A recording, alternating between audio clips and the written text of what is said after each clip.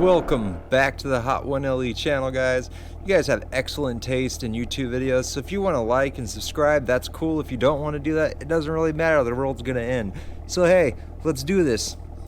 Today I want to talk about some things you're gonna want to do before you drive that car off the lot, and this is gonna be some car buying tips, but it's also going to be some specific tips, making sure your car actually doesn't just fall apart right out the showroom. And so I'm going to start off with just some car buying tips when it comes to Chevy dealers. Get your own loans. Your dealer can give you a little bit better interest rate or something like that, but they have little icachas in situations that you aren't going to have if you went through like a normal loan kind of situation. Like, I couldn't pay extra on my car. I had to write them a check and mail it by hand, and they wouldn't take a digital, nothing like that. You couldn't digitally send a check. It had to be a handwritten check. California Coast Credit Union Bank, that's how they agreed with their terms with my Chevy dealer. They didn't tell me that. They just said, yeah, you can pay more whenever you like. But just find a good credit union or just a bank that you could submit some quotes on online, and get yourself something that works for you.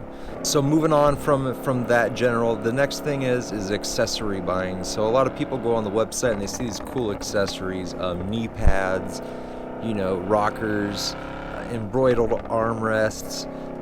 The dash can have a carbon fiber insert.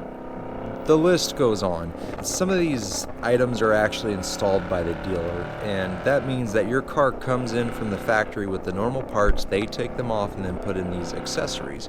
So at this point, you're actually paying, when you buy that car with that, the dealer installs them, you're going to be paying interest over 6 years on that extra $3, $4, $5, $1,000, whatever it is.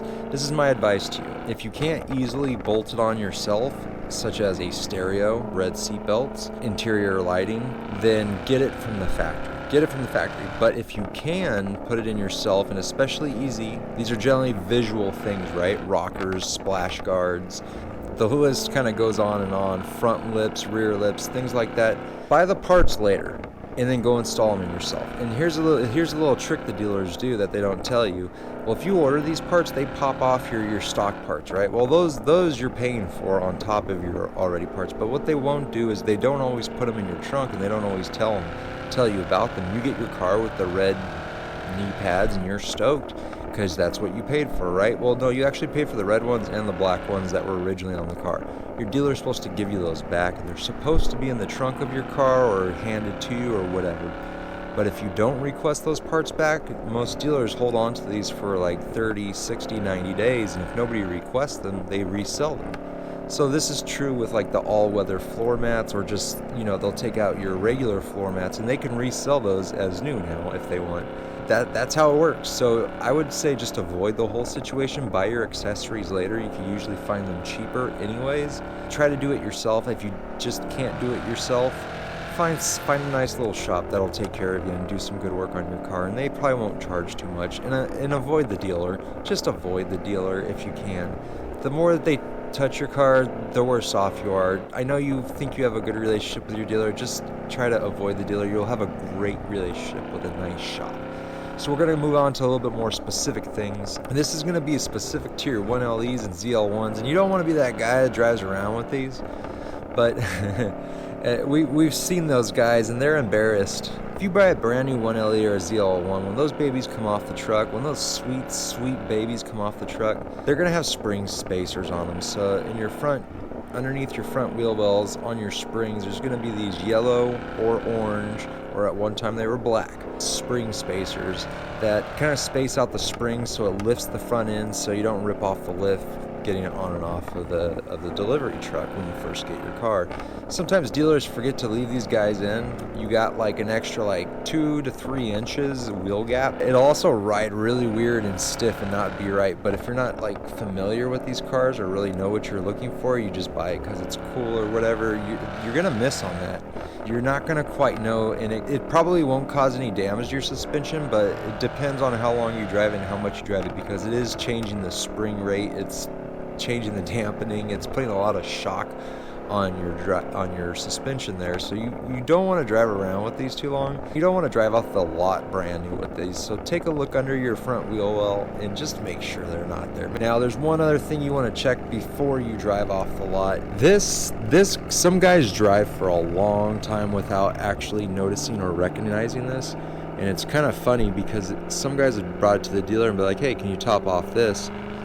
They tell you, oh, you don't need that done, but it's in the manual, and the manual suggests it. So therefore, it should be done because GM engineers said it should be done. What you want to do is your lower coolant reservoir. So these sweet, sweet babies, all the SSs are the 6.2 liters, LT1s, and the ZL1s. If you look at the coolant reservoir, there's the top, and then look underneath it, there's actually a lower coolant reservoir. A lot of these cars came from the factory without Dex Cool in that lower reservoir, bone dry. There is a very small cap located towards the firewall that is on next to that main reservoir. You just pop that off and just fill it up with a small funnel, paper plate, whatever works for you, dude. McDonald's straw, boba straws, whatever, dude. Get it filled up to where it's supposed to be and be on your happy little way. You're not going to really cause any overheating. Did it myself until I realized it. It's not going to cause any issues, but GM says it should be done. The engineers obviously did it for some kind of reason. But guys, I hope these are some good tips to help you out when you're purchasing your brand new car and before you drive it off the lot. But I will say this, if you are getting a manual transmission, whether this is a used car or a brand new car, you really, really, really want to make sure there's nothing wrong with that clutch. If you have even the slightest sense that that clutch is incorrect for any reason, maybe it's chattering too much, maybe it felt like it slipped, or maybe you thought it was this or that, don't think it's you. Go drive another one. Go find another one. If you say the next one's 200 miles away and it would be such a pain to drive it just to find out, I'm going to tell you right now, do that. And of course, that goes for the automatics. If you think they're weird or that one's weird for any reason or something's weird in that car, just walk away. I know you've been waiting for it, but if it's not right, walk away. There will be another one, and the headaches aren't worth it. Listen to your red flags. Listen to those red flags, man. Like, you spent your whole life avoiding horrible girlfriends, yeah, right? So maybe you learn something about what red flags do. So, But anyways, guys, I hope these are helpful buying tips for you with these Camaros. And I hope these things help you have a nice, enjoyable Camaro experience. Maybe I'll be joining you for one. Thanks, guys. Like and sub if you can. If not, the world's going to end, so who gives a shit? Peace.